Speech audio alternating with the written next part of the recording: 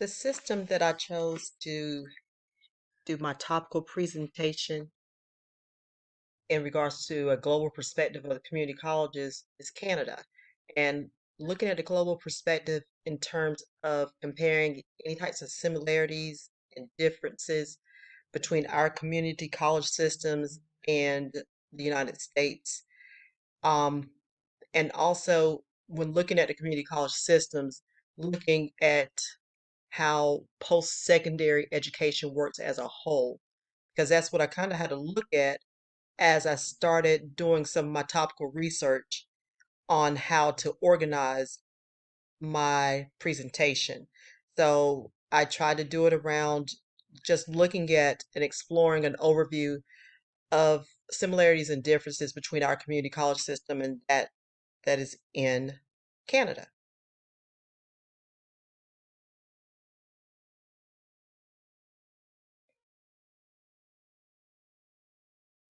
I'll be honest, as far as looking at Canada and choosing Canada for my topical presentation and looking at the community college system from a global perspective is because I had a lot of curiosity.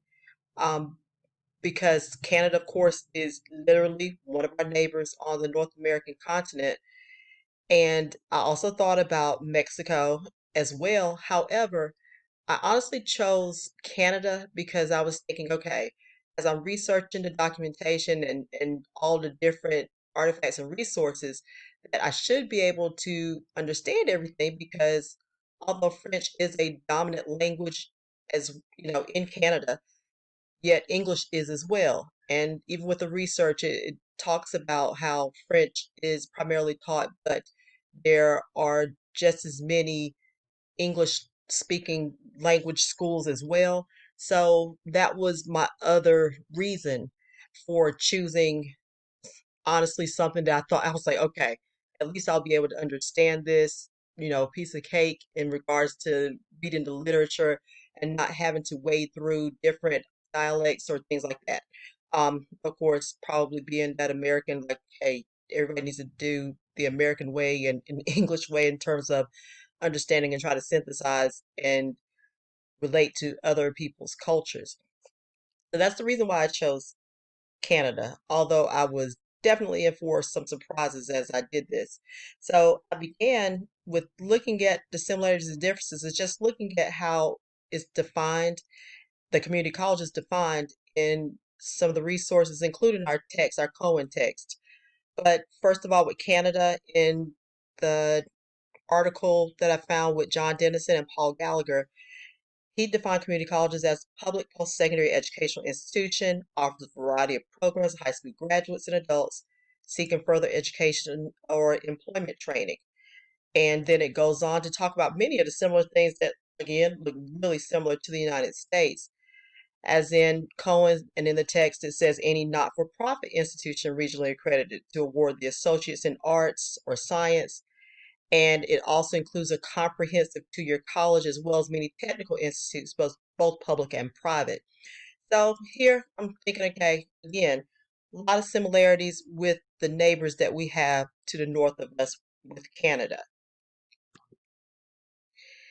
In general terms, particularly when compared to the United States, my research found that the system of post-secondary education is really very broadly defined in Canada. And when you're talking about the provinces are really compared to what we would think of as our states within the United States. And just as the policies of every state, as far as the community college systems may vary, depending on if you're in California, North Carolina, Texas, New Hampshire, Wisconsin. Um, there are some differences. However, there's a lot of similarities as well, but this is not the case with the provinces in Canada that I found, which also goes back to me thinking that this is going to be easier to understand and synthesize. That's going to be part of the issue because it does vary widely among the provinces. But looking at, again, some of the similarities when you're talking about compared to the United States, I found that the churches and the religious influence was extremely strong as far as just post-secondary education as a whole, which is sort of similar to what the formation of a lot of our post-secondary institutions formed in the United States.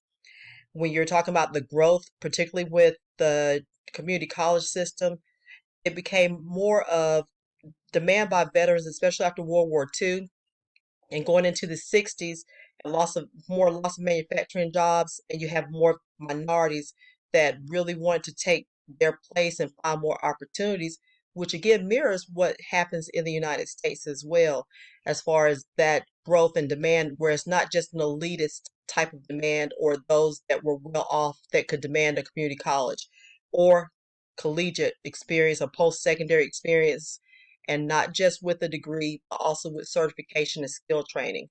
And that goes on to with the growing view that access was vital to increase vocational skills of workforce.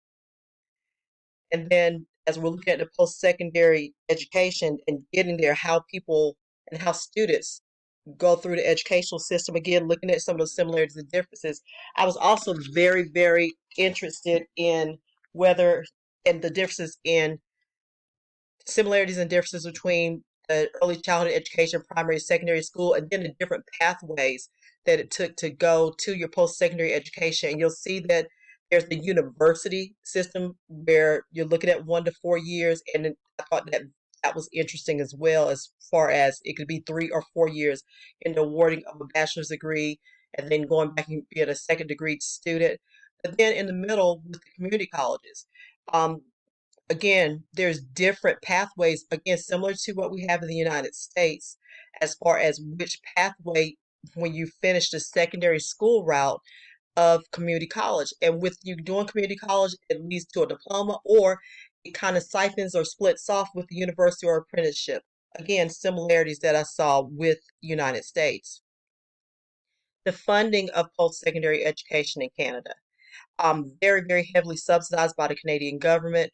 And again, that is something that is similar to the United States, where we do have a lot of support in the United States for our community college system with federal grants and funding, which of course that's dependent upon them meeting federal guidelines in most cases. And that was a major difference here, where when you're talking about very heavily subsidized by the Canadian government and the subsidies that the United States and the community colleges have, there's constant conflict, and not in a conflict in the traditional sense of what we think of in America, or what I thought of in America, but more so conflict that every province, although every state, and we think about states' rights and historic history going back, with states' rights and everything back in the 1860s and the Civil War, but this is a little different because of the fact that the province truly, truly, it kind of reminds me more so of, I know I'm a history major, so it comes in with, you talk about the Articles of Confederation and how each of the colonies really operated as their own countries. That's sort of the feeling I got as far as the local, regionalized, provincial control in the Canadian federal system.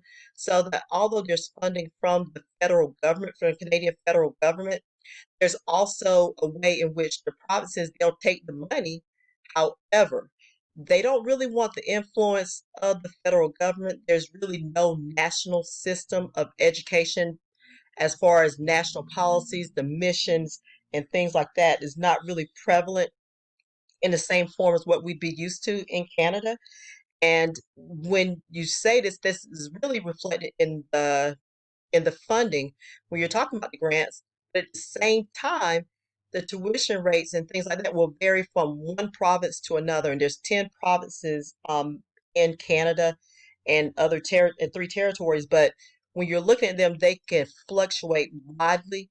And from the readings that I saw, and as I was going through some of the other information, the data is incomplete. We couldn't think of in the United States with our community college systems in particular, looking and not being able to find what the tuition rate per hour, per credit hour was. But that seems to be a common practice in Canada, where usually tuition rates are not published because they are in competition with other colleges in their province. And also, not only in that province, but just from province to province, because one of the big money makers here is the inclusion of international students.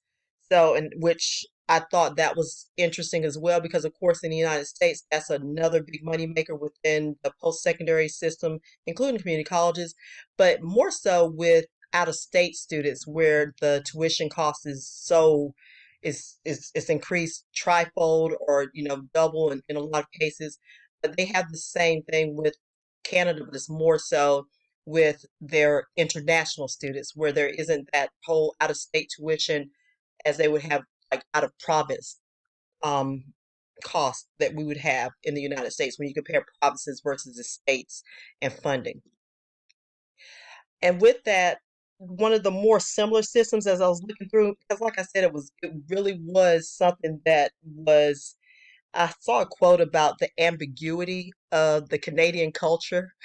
I really found that a lot because I was like, okay, this is going back and forth, and I could not find, you know, a really consistent policy of community colleges among Canada, even though Canada has been cited and is cited as one of the best educational systems, both, you know, elementary, secondary, and post-secondary.